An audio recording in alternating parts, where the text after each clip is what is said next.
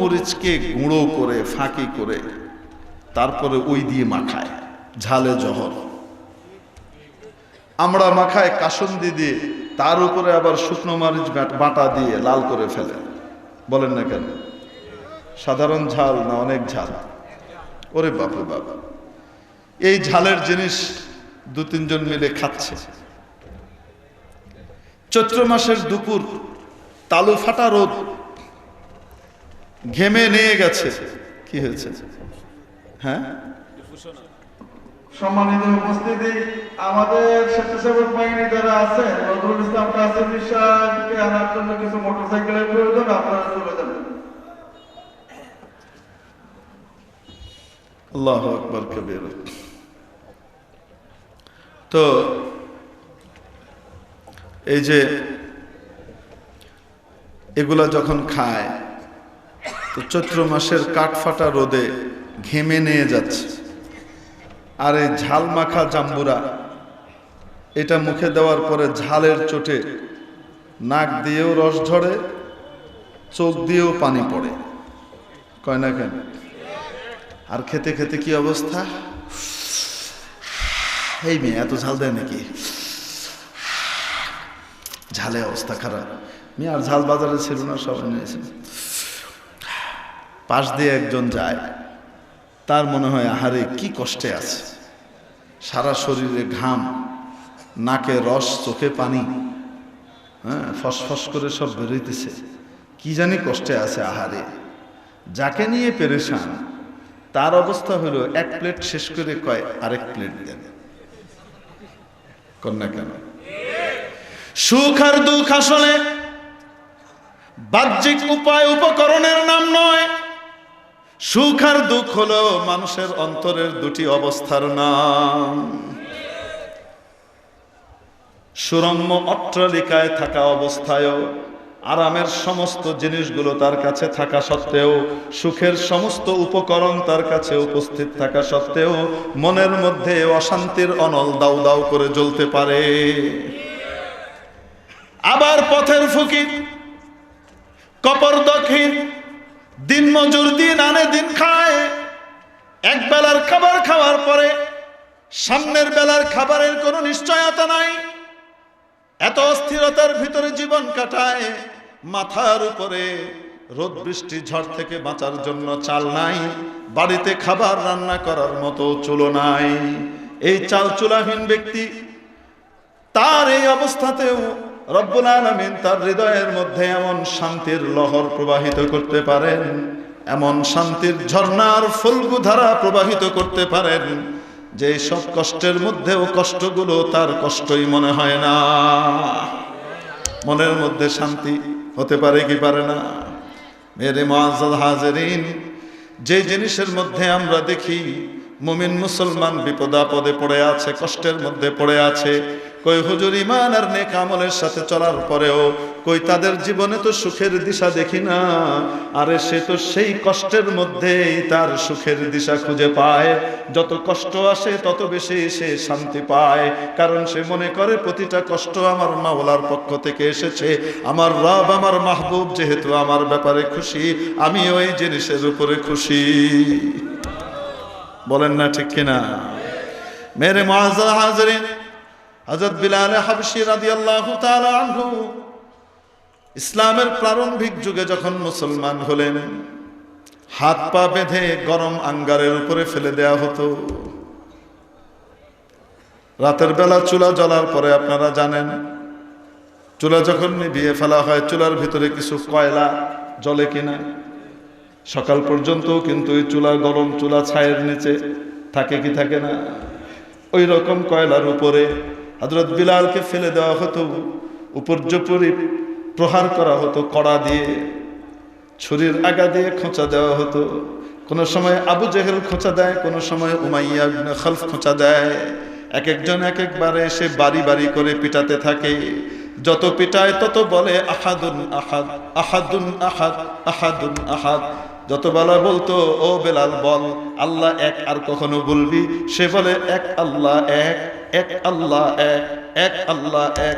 হযরত বিলাল বলেন জীবনের শেষ মুহূর্ত পর্যন্ত বহু স্বাদ আর মজা পেয়েছি, কিন্তু ওই মার খাওয়া অবস্থায়, আগুনের আঙ্গারে জ্বলা অবস্থায় আহাদুন আহাদ বলার যে স্বাদ পেয়েছি, এই স্বাদ আর জীবনে পাই নাই।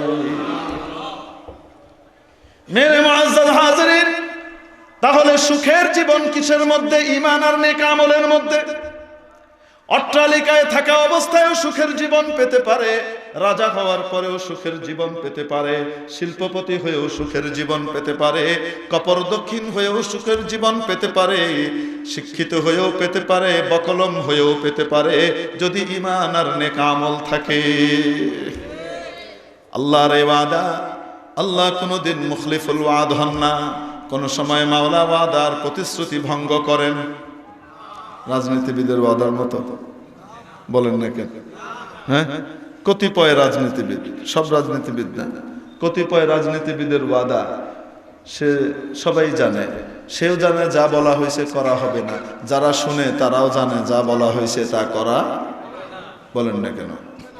এই অবিশ্বাসের উপরে ভিত্তি করে ভোট চালাচালি হয়, কয় না কেন? তো রাজনীতিবিদের ওয়াদার মতো আল্লাহর ওয়াদা না, যা বলেন তা করেন। তাহলে জীবন দুই প্রকার, দুঃখের জীবন আর কিসের জীবন? আরো আসতে, সুখের জীবন পেতে হলে গুনাহ ছাড়তে হয়, মনোমুগ্ধকর কাজগুলো ছাড়তে হয়, আল্লাহর বিধানগুলো মানতে হয়, কষ্টকর হলেও, ঠিক কিনা? এই কাজটা করা কি খুব সহজ? মনোমুগ্ধকর কাজগুলো থেকে নিজেকে বিরত রাখা, আল্লাহর নিষেধাজ্ঞাগুলো থেকে নিজেকে বিরত রাখা খুব সহজ না কঠিন? ওটাকে বিরত রাখার জন্য একটা মহাশক্তির প্রয়োজন, সেই শক্তির নাম হলো মৃত্যুর স্মরণ। কিসের স্মরণ? যখন কোনো ব্যক্তি প্রতি মুহূর্তে মৃত্যুকে মনে রাখে, মরণকে স্মরণ করে, যে কোনো সময় আমাকে মৃত্যুবরণ করা লাগতে পারে। ইযা জাআ আজালুহুম লা ইস্তাগফিরুনা সাআতাম ওয়া লা ইস্তাকদিমুন। যখন কারো মওত এসে হাজির হবে, তখন এক মুহূর্ত আগেও হবে না, এক মুহূর্ত পরেও হবে না। দুনিয়ার জিন্দেগিতে, জগতে থাকার ভিসা যখন শেষ হবে, যার যখন শেষ হবে সেই মুহূর্তেই তাকে ডেকে নেওয়া হবে। জানা নাই কে আগে যাবে আর কে পরে যাবে।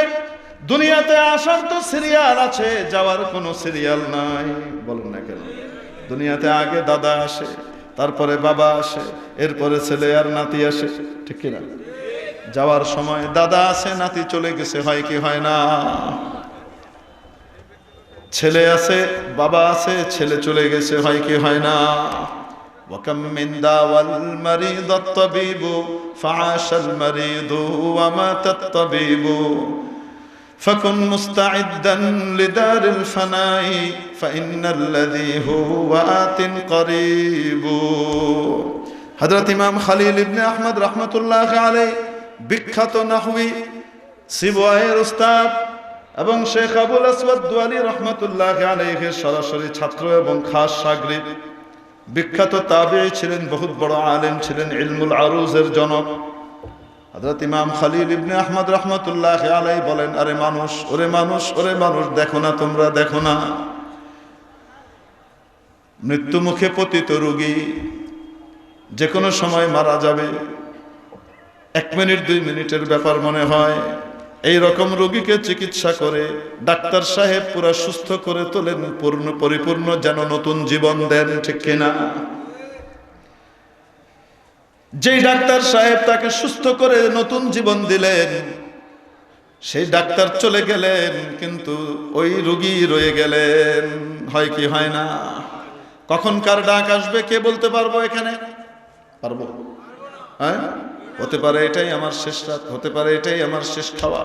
অতএব যখন মানুষ মনে করবে যে কোনো সময় আমাকে চলে যাওয়া লাগতে পারে, তখন তার প্রতিটা কাজকে সে করবে জীবনের শেষ কাজ হিসেবে। যখন খাবার খাবে মনে করবে এটা আমার জীবনের শেষ খাওয়া, এরপরে হয়তো আর আমার কোনোদিন খাওয়া হবে না। অতএব আমার জীবনের শেষ খাওয়াটা যেন আল্লাহর হুকুম, নবীর তরিকায় হয়। যখন কথাবার্তা বলবে কারোর সাথে মনে করবে এটাই আমার জীবনের শেষ কথাবার্তা, হতে পারে এরপরে হয়তো আমি কথাবার্তা বলতে পারবো না। এই ব্যক্তি আর যাই করুক না কেন, সামনের ব্যক্তির সাথে ঝগড়ায় প্রবৃত্ত হবে না। সে চিন্তা করবে আমার জীবনের শেষ কথাটা সুন্দর হোক, নরম হোক, আমি কারোর সাথে ঝগড়াঝাটি করে যেতে চাই না, ঠিক কিনা?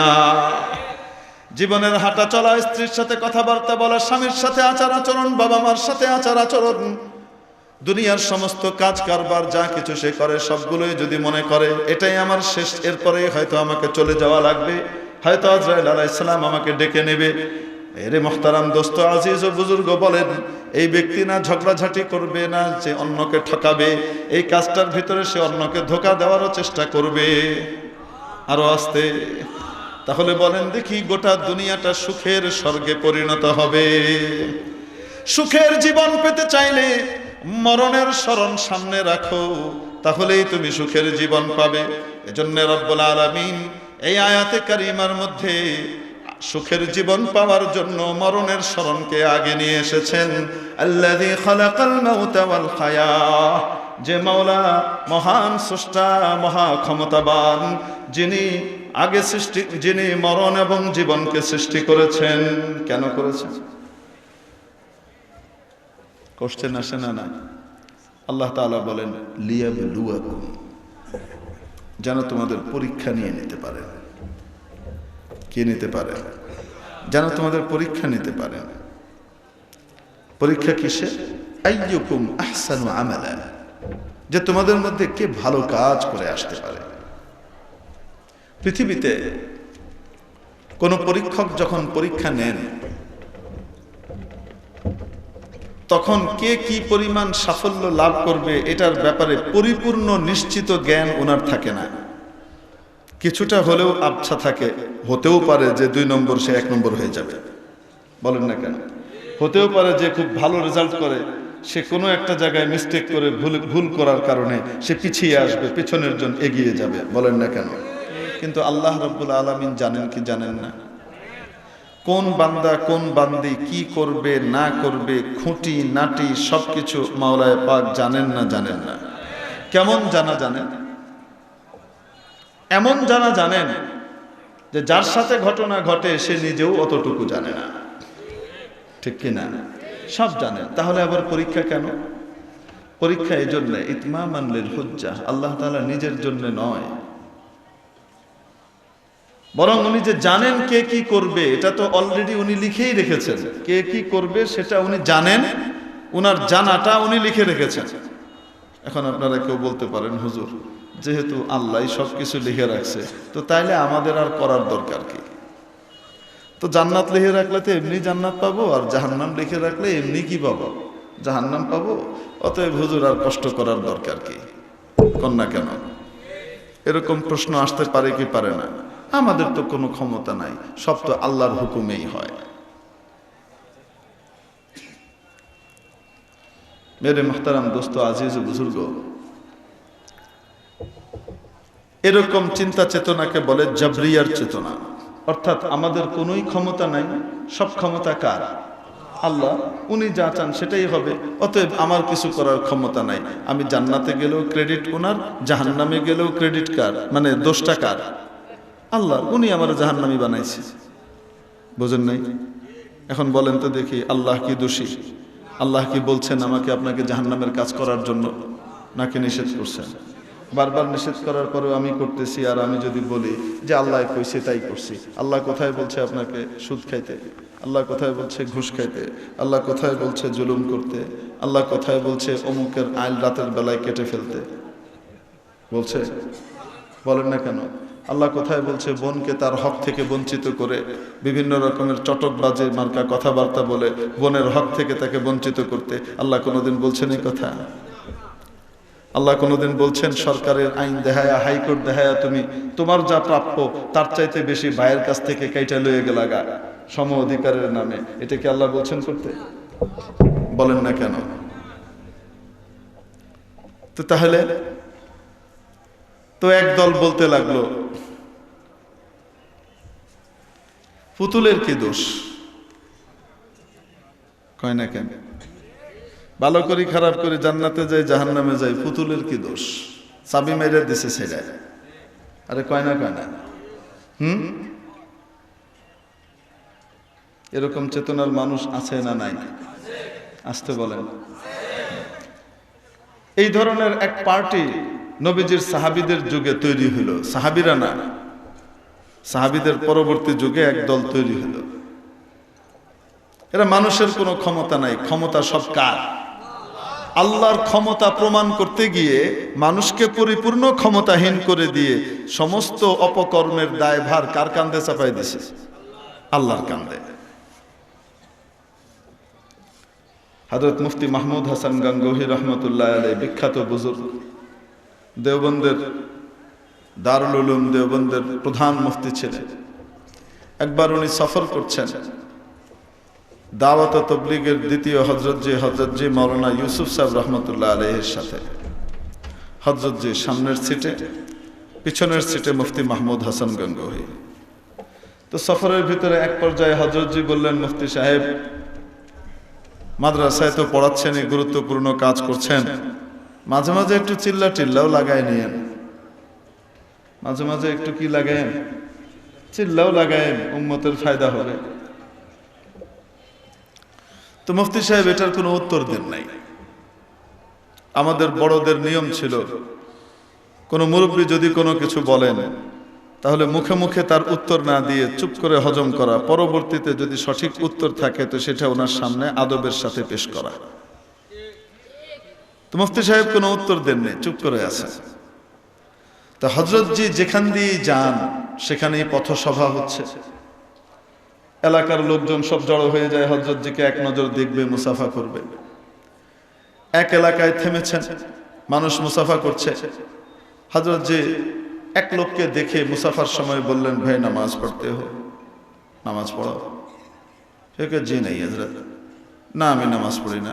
ভাই क्यों नहीं पढ़ते हो? कि मेरे कुछ सवालात हैं, আমার কিছু প্রশ্ন আছে। আমি সিদ্ধান্ত নিয়েছি যতক্ষণ পর্যন্ত এই প্রশ্নগুলোর উত্তর না পাবো ততক্ষণ পর্যন্ত আমি নামাজ পড়ব না। তো হযরতজি যেহেতু বহুত বড় আলিম ছিলেন, গযীরুল ইলম ছিলেন, হায়াতুস সাহাবার মতো কিতাবের মুসান্নিফ, আমানিল আহবাব, শরহ মাআনিল আসারের শরাহের মুসান্নিফ, বহুত বড় আলিম। তো হযরতের নিজের ইলমের ব্যাপারে ফুল কনফিডেন্স আছে। তো উনি বললেন, ভাই কি প্রশ্ন বলো। এখন সেই লোক উত্তর দেয়, প্রশ্ন করে, হযরত হামে তো গুমরাহ করতা হ্যায় শয়তান, আমাদেরকে তো গুমরাহ করে শয়তান। শয়তান কো গুমরাহ কিয়া কিসনে? শয়তানকে কে গুমরাহ করছে? বুঝছেন নি কারবার? সে বলতে চাচ্ছে, আমরা শয়তানের ফান্দে পেরে জাহান্নামের কাজ করি, আর শয়তান রে আমগো পিছনে লেলায় দিছে কেডায়। বুঝতে পারছেন না? তো তাহলে আমরা যা অপকর্ম করব এটার দায়ভার শয়তানের, আর শয়তানের অপকর্মের দায়ভার কার? বুঝছেন নি? আপনারা তো বুঝে ফেলছেন। হ্যাঁ, এটা হলো অর্থ। তো বলার সাথে সাথে হযরতজি বলতেছেন, ভাই ऐसे सवालात नहीं करने चाहिए, এই ধরনের প্রশ্ন করতে নাই। এখনো বেটা বলে, জি नहीं हजरत मैंने ठाल लिया, গ্রাম্য ভাষায়, আমি সিদ্ধান্ত নিয়েছি প্রশ্নের উত্তর না পেলে আমি নামাজ পড়ব না। হযরতজি চিন্তা করছেন একে কিভাবে উত্তর দেওয়া যায়, এ তো সাধারণ মানুষ, একে তো ইলমি উত্তর দিলে, তাত্ত্বিক উত্তর দিলে তো সে বুঝবে না। বুঝবে? একজন ডাক্তারি বিদ্যার কোনো সূক্ষ্ম বিষয়, এটা একজন ডাক্তার আরেকজন ডাক্তারকে বুঝাইতে পারে।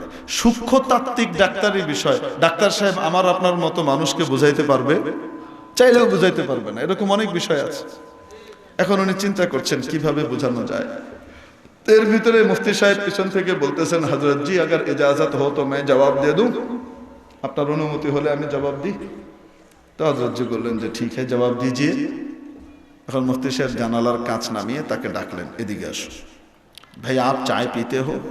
যে এলাকার মানুষ ওই এলাকায় সবাই চা খায়। ইউপিতে, কাশ্মীরে যে ঠান্ডা, এই সমস্ত ঠান্ডা এরিয়াতে চায়ের মাধ্যমে মানুষ শরীরকে কি করে? গরম করে। আল্লাহ তাআলা ওইখানে চা এবং মহিষের দুধের ব্যবস্থা পর্যাপ্ত করে দিয়েছে। এখন ভাই চায় पीते हो? हाँ जी चाय पीता हूँ, চা পান করি। তো কিরকম চা পান করো, ঠান্ডা না গরম? कहा क्या कहते हैं, क्योंकि ठंडा चा